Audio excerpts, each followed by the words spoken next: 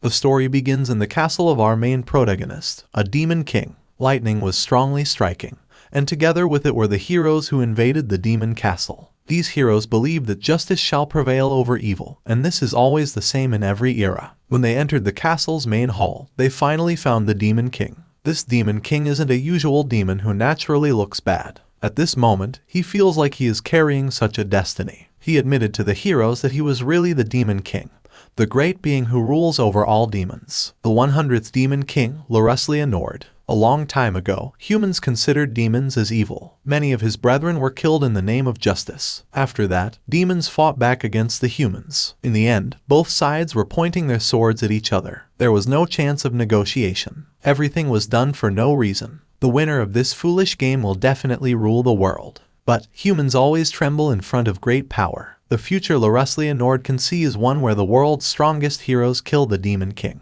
But he wasn't worried about it at all. Both sides are pointing their weapons at each other's throats. There is no room for negotiation left. Compared to the Demon King who holds absolute power, the heroes get their power by overcoming the trials from gods and spirits. With trump cards in the hands of both sides, the battle is quite fierce. But justice shall prevail in the end. It was the truth that was passed down from generation to generation. That is why heroes easily attack the Demon King, and at this moment, he clearly sees that these heroes are perfectly prepared as they have a swordmaster, a saintess, and an archmage. Regardless, the heroes are justice while the Demon King is evil, which is why Luruslia Nord believes that defeating him might be the right thing to do for the heroes. Despite that he got stabbed in his chest, he still dared to smile, which made the swordman confused. Luruslia Nord became serious and said that the daughter of his friend was having a birthday tomorrow. The kid was named Iris, and he promised her that he would attend her birthday. But now that he got stabbed, he knows that it was impossible for him to do what he promised. He cried at the fact that demons would be hunted down now that he, the Demon King, was about to die.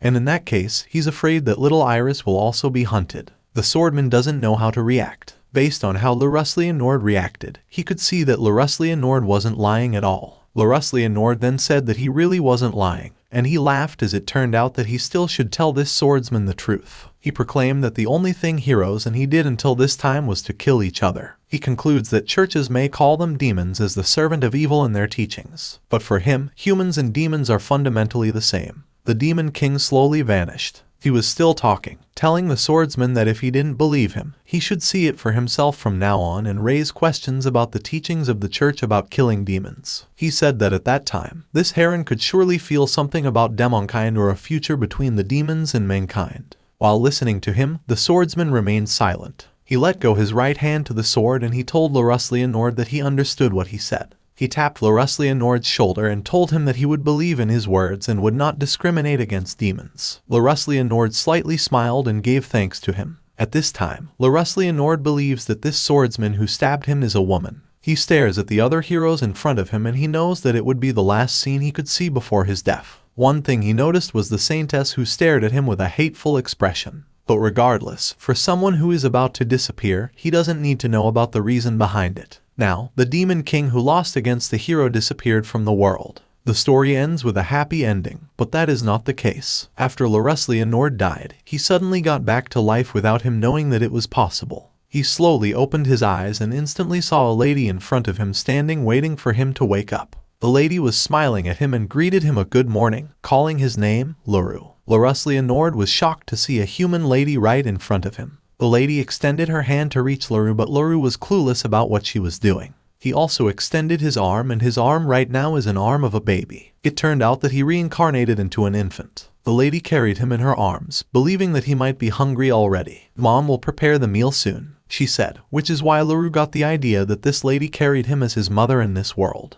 While the lady was caressing him, he felt a warm feeling from the lady and it was so comforting for him. He wants to think about what was happening, but then he feels that he's losing consciousness. In the circle of birth and death, creatures transcend the boundaries of species and are reborn into different life forms. It's a myth that has been passed down in the demon tribe. Luru never thought that he would experience it himself. Up until this point, he can clearly remember the days he spent with his comrades and when he was defeated by the heroes. He was wondering why he reincarnated with his memories as the demon lord still intact in his mind. He concludes that there might be a reason behind it. But no matter how he thinks, he knows that he cannot do anything for now since he can only eat and sleep with the current body he has. Well, back then, he was busy with official duties and battles. After becoming a baby, he's now hella free, but then it only makes him upset. He wants to gather information as quickly as possible, but then he doesn't know how. He checked the room and saw a servant inside. He wanted to disturb the maid just to ask how many years had passed since the hero defeated the Demon Lord, but then, since he was just an infant, it wasn't possible at all. He was hoping that the time would pass so fast so he could move on his own. At this moment, the maid was holding a stick and suddenly casts a magic power to prepare hot water. She enchanted, "Summon, red, burn, come forth," and the flame then appeared. Luru clearly saw it and he concluded that it must be a spell. But then, he was clueless as to why the maid used such a messed up grammar just to cast magic. For him, such basic magic shouldn't need chance or tools. He was tense since planning to use magic in his current body. He was wondering how much magic power he has, but he was sure enough that humans have less magical power than demons. He clenched his fists and an aura of magic suddenly possessed his body. He doesn't want to expect much, but this overwhelming amount of magic power is so familiar to him. He realizes that not only memories remain but also his magical power has been carried over. After activating the power, he feels a feeling that isn't different from when he was the Demon Lord.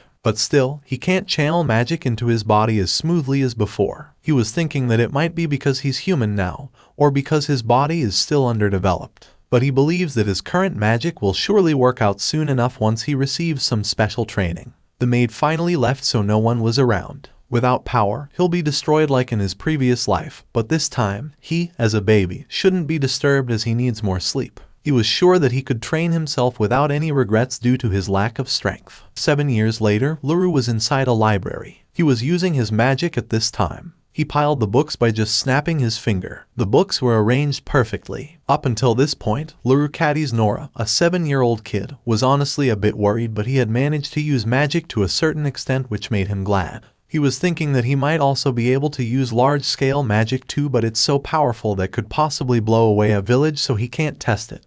He really doesn't want to do something like that. Besides magic power, he has understood a few other things from the day he was defeated by the hero. It's already been several thousand years since then. No wonder everything is different for him. While he was looking out the window, his mother came and the lady smiled when she saw the ancient demons myths held by Luru. She knows that Luru is reading the book again and again, and Luru admitted it and said that the myth was very interesting. Ancient demons, once at war with the humans, those demons are now called such, and their existence has become a dubious myth. Luru really likes to read, huh? Or maybe it's just the age of being drawn by fantasy. His mother asked while patting his hair. Luru just smiled as his response, knowing that no one believes in the existence of ancient demons anymore. But he thinks there are still survivors of the ancient demons around. The life force and lifespan of demons are far longer than humans. There might only be a few. Luru believes that he could find them if he searched around the globe. But as a 7-year-old, he can't even leave the village. His mother then informed him that his father Patrick would be returning home again soon.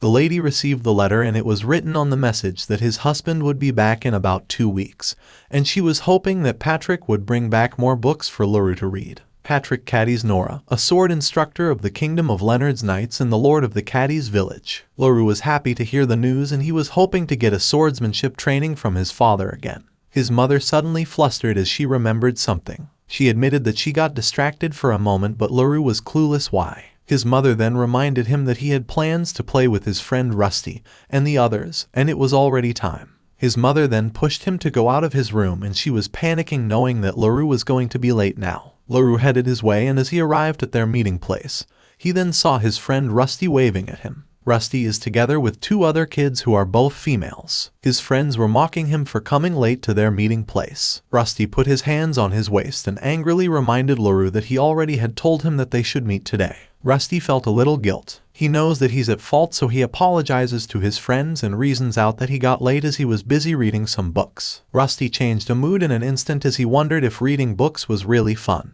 He then told Luru that if he's a boy, he should read about adventures. He also confidently stated that he would become an adventurer someday. While he was boasting, Luru just listened to him despite that he felt awkward. Mai then interfered by saying that Rusty wished to become an adventurer but hadn't even passed Patrick Sand's swordsmanship test yet. Rusty then told Mai that she was too much. At the same time, he was wondering when he and his family could leave the village. Luru was annoyed at them at this point, while their other friend, Yuri, agreed that Mai was too harsh since she believes that dreaming about something is important, which is why she lets Rusty dream to become an adventurer. Rusty and Mai were arguing while Yuri asked them to stop, but they didn't listen at all. These three are Luru's childhood friends since reincarnation. Both girls have feelings for Rusty, which is why they don't want him to leave the village. But then, Rusty doesn't know about it all. It's another matter of whether Rusty realizes that. But watching them like this made Luru enjoy it a little. Anyway, Rusty, didn't you promise because there's something today? It seemed like you were looking forward to it, he suddenly said with crossed arms. Rusty and Mai then stopped debating since Rusty looked back at Luru and smiled.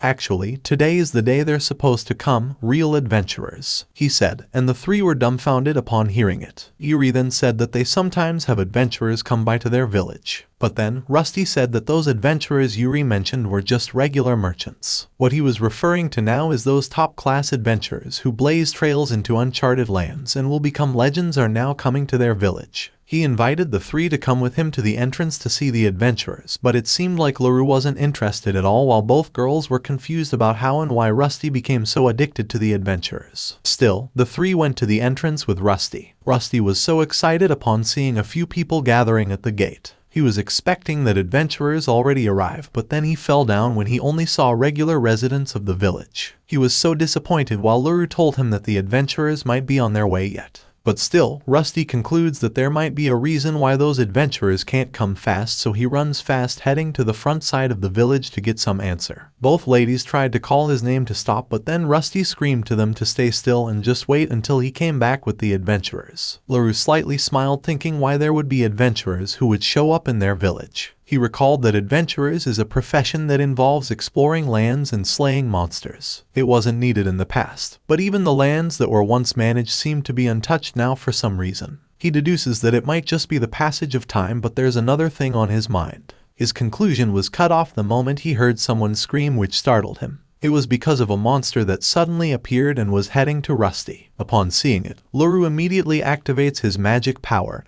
and he knows that this monster might be from the forests. He was planning to attack the monster and save Rusty, but then he was shocked when he witnessed another magic belonged from someone else. It was from a lady elf who casts a whirlwind ventus vortex and surrounds it with the monster while the monster is charging at Rusty. There was also a warrior that jumped from above, aiming at the monster with killing intent. This warrior was so calm as he still dared to smile in this kind of situation. He then sliced the monster with his huge sword and the monster's blood splattered around. That scene was clearly witnessed by Luru, and he was so speechless after seeing everything. The warrior at the same time was standing in front of Rusty, who was now sitting on the ground in fear that the monster would eat him alive. At the same time, the monster vanished after the warrior killed it instantly. The warrior stood and called Rusty's attention just to ask if he was hurt somewhere. Rusty was jaw-dropping, and upon realizing that this hunter right in front of him was an adventurer, his eyes sparkled and said that this warrior was amazing. The two ladies then went to him to remind him to give thanks before he'll be starstruck. Rusty followed what the ladies said, and both adventurers then replied that he was very much welcome,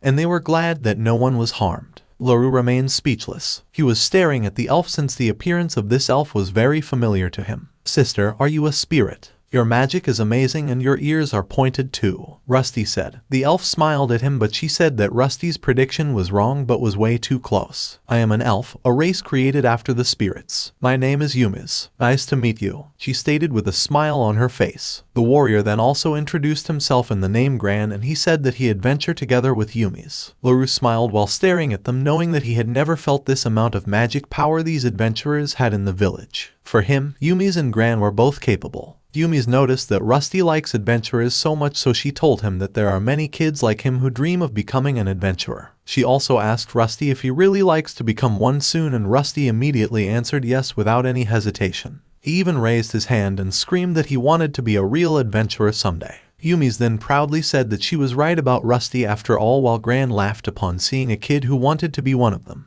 He patted Rusty's hair and said that he wouldn't say that Rusty's dream is impossible, but he wants the kid to train hard if he is really serious with his dream about pursuing it. He also told the kid that without proper skills, becoming an adventurer would just get him killed. Rusty then answered that he understood, and Gran laughed while saying that Rusty's answer was very good and had potential. Gran then held Rusty's shoulder while telling him that he would tell adventure stories later on as long as Rusty could show him to the inn first. Mai and Yuri were staring at them. Mai said that she didn't want Gran to get Rusty too fired up, while Yuri questioned if boys ever change no matter how old they get. They both then run together to follow Gran and Rusty. White Yumi's asks Luru if it was complicated for both Yuri and Mai about Rusty dreaming to become an adventurer. With crossed arms, Luru casually answered that it was a typical love triangle. "Oh, and you are not a part of a love square, are you?" Yumi's asked, and Luru stared at her in confusion and answered that he was just an observer. As per Yumi's, Luru is quite unusual, and those two little girls are cute that Luru usually sees. She even said that Luru should stake his claim now, but for Luru, Yumi's advice is something that shouldn't be given to a child. He smiled at Yumi's and confidently said that it was more enjoyable for him just watching those three in a love triangle. Yumi's was puzzled since she noticed that Luru was acting like an adult. She then decided to take back what she said, and she told Luru that he had poor taste. Luru then told her that her words were harsh, but still, he offered her to be sent to the inn knowing that the lady must also be tired now. Yumi's agreed that she was really tired since they were attacked by monsters on the way here to the village, and now she was relieved that there was a kid who showed hospitality to her. Meanwhile, they went into a tavern to drink some beer. Kids were allowed here, but they should only have some juice. Gran and Yumi's tease each other, and together with Luru as his mother. Luru was confused about why they're here since he expected that both Gran and Yumi's would rest since they said they were tired. While listening to them, Luru's mother was so glad, expecting these adventurers to be kind to them and to his son Luru. Rusty's eyes were sparkling just by staring at Yumi's and Gran, so Luru can say that Rusty and the others, including his mother, are totally attached to the adventurers. A man with them, which is just a normal residence, asked Yumi's and Gran if they came to see the ruins on the outskirts of the village. And as per Yumi's, no one knows when and for what that ruin was built for, since it was already so old. Yumi's concludes that there's nothing special to this ruin, but she believes that might not necessarily be the case. In her own opinion, it was probably built by the ancient demons. As expected, Luru was surprised to hear the word demon since it was his first time after he reincarnated in this village. Yumi's was standing the moment he declared her conclusion to everyone, as if it would be that easy to find it. And even if it were found, there's no way you could be sure it belongs to the ancient demons. Gran stated, which annoys Yumi's. Luru smiled a little since he agreed to Gran's statement. He knows that ruins can be found anywhere. He can also tell if ruins belong to ancient demons with just a glance, but he can't prove it. In addition, he knows that demons' existence now is a myth to the people. Mai raised her hand and asked Gran if they were always investigating ruins, but Gran answered no and said that most of the time he defeats monsters. According to him, investigating ruins and taking part in tournaments are just hobbies. This time they were only here because Yumi's wanted to come, and also, he likes taking part in tournaments. He claimed that he always tries whenever he gets the chance. Luru then wondered if it was really not because Gran was asked for, exploring what they like without being bound to anything.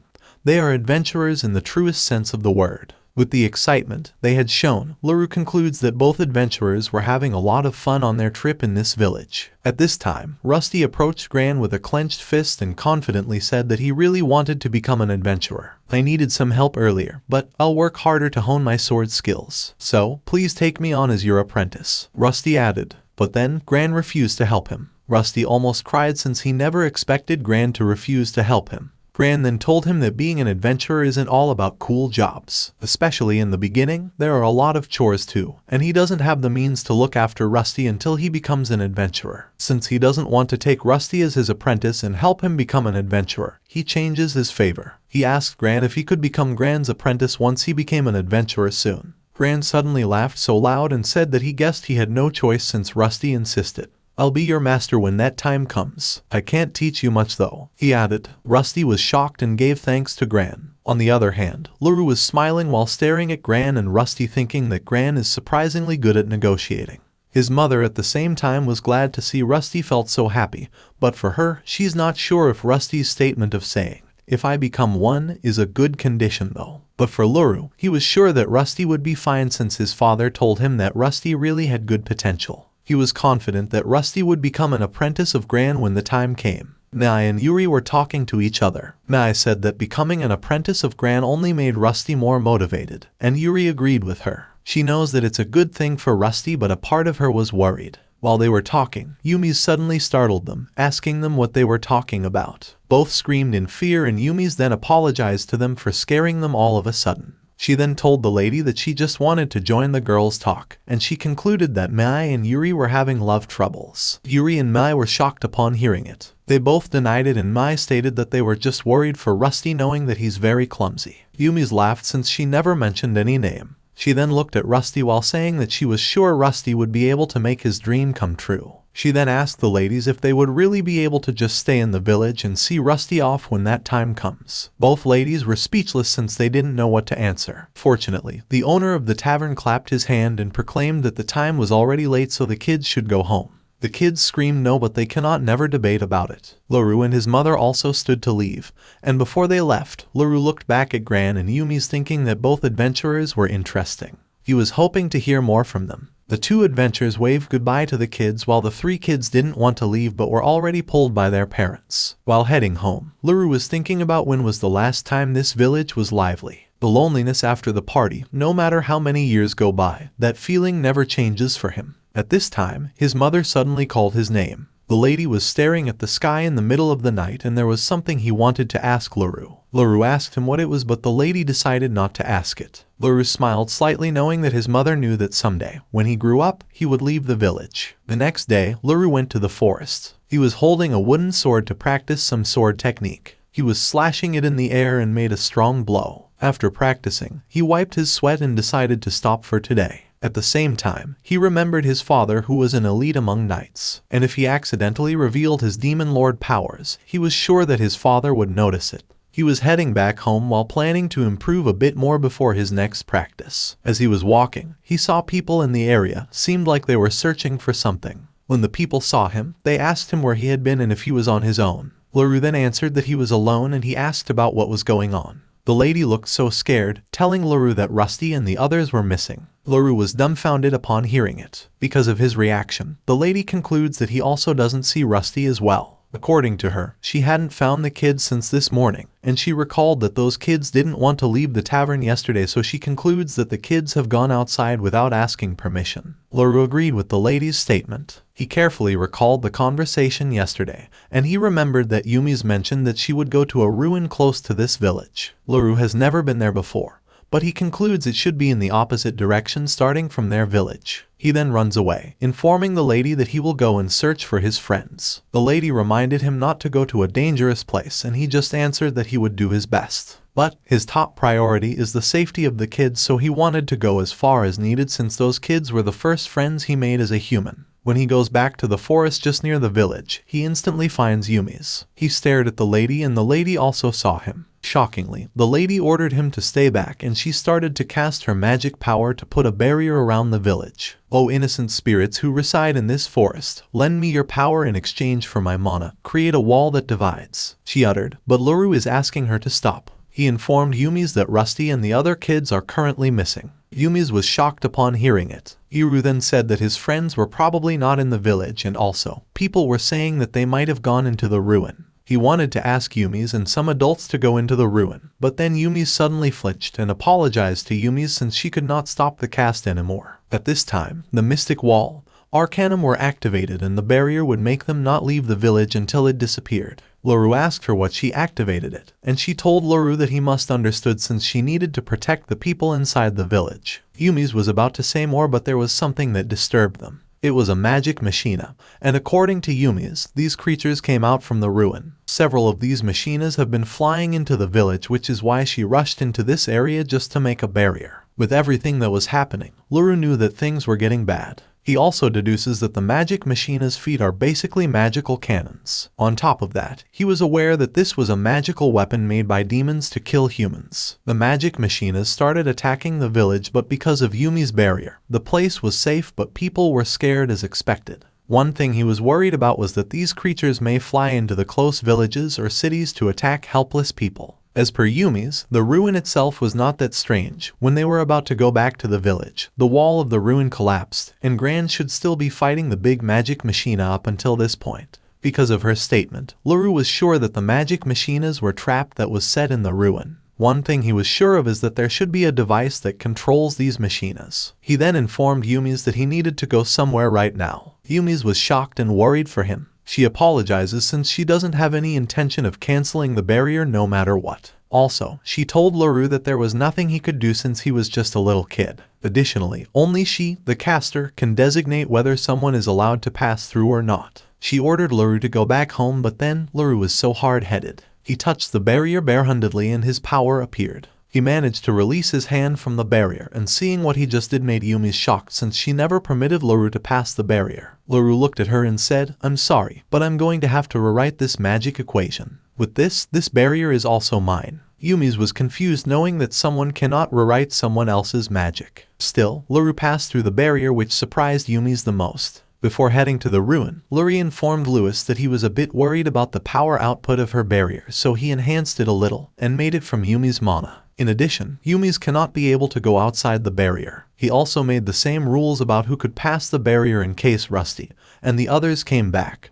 And he was hoping Yumi's would take care of his friends. "I'm counting on you. I am going to find Rusty and the others," he uttered, then ran away from the village heading to the ruin. Yumi's screamed, asking him to stop, but he didn't listen at all. After he left, Yumi's was puzzled since she never expected that Luru had a magic talent. Meanwhile, Luru arrived at the ruin. At this time, Gran is still at the ruin surrounded by some monsters and he is together with the kids. He informed the kids that these monsters are activate but won't attack. However, it's possible that these monsters would react to moving targets, so he asked the kids not to move until he gave the signal. As expected, Rusty, Mai, and Yuri were scared to death. Gran informed the kids that he wouldn't do anything at this rate. Luru suddenly came to them and called Gran. Gran was shocked upon seeing Luru. He asked Luru why he came and what happened to Yumi's. Luru then informed him that Yumi's was at the village casting a barrier to protect the people inside. Gran was mad at him for coming, ordering him to hide behind him together with his friends. Luru was glad to see everyone fine. He looked at the opponents of Gran. He knew that these monsters were called Rups Gigantes, originally built for civil work. They were sometimes used as combatants in emergency situations though. He was also sure that it was only he who could stop these titans. Also, he doesn't want to just back down and let Gran fight it alone. The cannon abyss that was flying into the village has really high accuracy for its attack. And he concludes that these titans probably have the same purpose and were going to attack from this range. He walks toward the titans while Gran is telling him to stop. But then, he didn't listen at all despite that Gran was begging him. His friends were also worried for his sake and were also asking him to stop what he was doing since Rups Gigantes are dangerous. Luru slightly looked at them and told them not to worry since he was fine.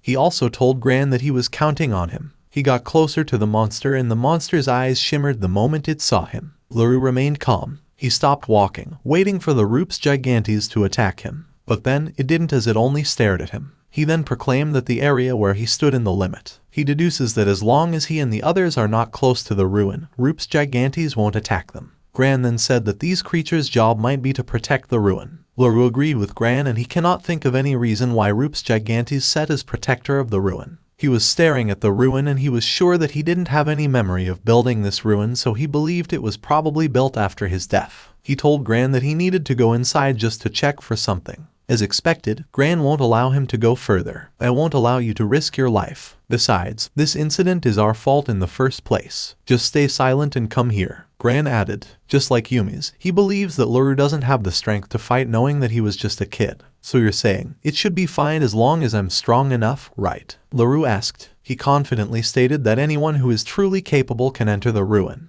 Gran told him that he was right, and Luru then immediately ran toward the ruin while Gran was asking him to come back. He ran straight headed to the ruin's entrance and the Rups Gigantes detected him. The Titans then lifted up its sword, planning to attack Luru. But then, Luru jumped so high with the help of the magic he had. He clenched his fist and strongly punched one of the Titans. Gran and the three other kids were dumbfounded upon seeing his strength. Luru landed on the ground and still possessed his magic power. The two Titans were staring at him. Luru stared back at them with a smile on his face. One Titan planned to attack him, but he easily blocked its weapon barehandedly. He then pulled the Titan's weapon and swung it to the Titans. He completely destroyed the remaining two Titans without any hesitation. Gran was shocked. He called Luru and Luru then looked at him and asked him if his skills passed to do a task. Gran was out of words. In the end, he permitted Luru to go inside the ruin, but he had some conditions. He prefers if he or Yumi's would also enter the ruin with Luru to make sure that he'll be safe. According to him, the ruin is a significant discovery, so it'll be troublesome later if only a kid is entering. For now, he will send back the three kids to the village and return to the ruin as soon as possible. He was hoping that Luru wouldn't go any deeper if he managed to stop the machinery inside the ruin. He gave Luru an option to return with him to the village at once or just wait till he came back. Luru then answered that it was fine for him if he would send back the kids first. He then told his friends to take care on their way back. Rusty then promised him and said that he understood that they couldn't keep up with Luru after all. Mai on the other hand admitted that they had caused trouble and Yuri apologized and was hoping that Luru would also take good care. They then left the ruin while Luru waved goodbye to them. After the kids and Gran disappeared from his sight, he then looked back to the entrance of the ruin and decided to wait for Gran inside. As he arrived, he found the machine used to control the creatures roaming the village. He tried to control it and checked for some information and found out that there were no longer range attack machines. It turned out that the machines outside the ruin focused solely on defense. He then concludes that this ruin may have been built to preserve something. There also seems to be a large room at the innermost part of the ruin, and Luru plans to check it out this instant, but then he remembers Gran told him to wait till he came back. He promised and doesn't want to ruin that promise after all. He was waiting for Gran in the hallway, leaning on the wall, and because of how noisy the surroundings were, he was afraid that he might recall the time he spent in a similar building back then with lots of friends. At that time in his previous life, everyone, including him, was very lively. He felt so sad, but luckily, Gran came back and called him. Gran apologized to him for coming late and Gran also noticed sadness in his eyes. Luru slightly smiled and lied that he was fine. He then stood and reasoned out that it was just a bit chilly inside the ruins, which is why he leaned in the wall for a while. Gran then agreed since they were still at the underground. This time, Luru asked if the magical machinery had stopped already. Gran then happily answered that everything had been shut down perfectly. He knows that it was because of Luru, so he asked Luru how he made it. Luru then lied that he just touched things randomly. Gran then reminded Luru that Yumi's was mad at him for messing up with her barrier. Luru then said that everything would be fine since he could just rewrite the spell again. Do you have any idea how difficult it is to rewrite a spell? Even a decent magical would take several minutes. Yumi's is a top-class magician, you know, Gran stated. Luru just listened to him, but he really thought that rewriting the spell would be so quick for Yumi's as the owner of the barrier. He then wondered if the technique of rewriting was not passed down these days. Well, I'll lift the barrier once we get back to the village. More importantly, it seems like there's a room further in. Let's go ahead and see, he stated. After a few minutes, they arrived at the room Luru mentioned. The door was tall and there were different colors imprinted on it. They stood still for a minute, wondering if this door was the innermost part of the ruin. Gran then forced to open the door, but he was struggling to do it since it didn't look like it would open. According to him, the doors of the ruins are supposed to open when certain conditions are met. He then told Luru that there might be some conditions he found earlier in the machine to open the door. But then, as far as Luru remembered, there was no such feature. Also, going back to the machine would be a hassle. He touched the door while saying that there might be some other way to open it. When he touches the door, he feels a magic wave that has been cast and there's an energy confirmation of him. He then heard a voice proclaiming that the person outside the door, which was Luru, had matched with Luruslia Nord, the 100 Demon King. Would you like to release the lock? The voice asked. That's all for today. Thank you so much for watching. I hope you guys enjoyed. If you wish to have another part of this recap, please give us at least 2,000 likes. Please don't forget to comment and subscribe to our channel for more content like this. Until next time.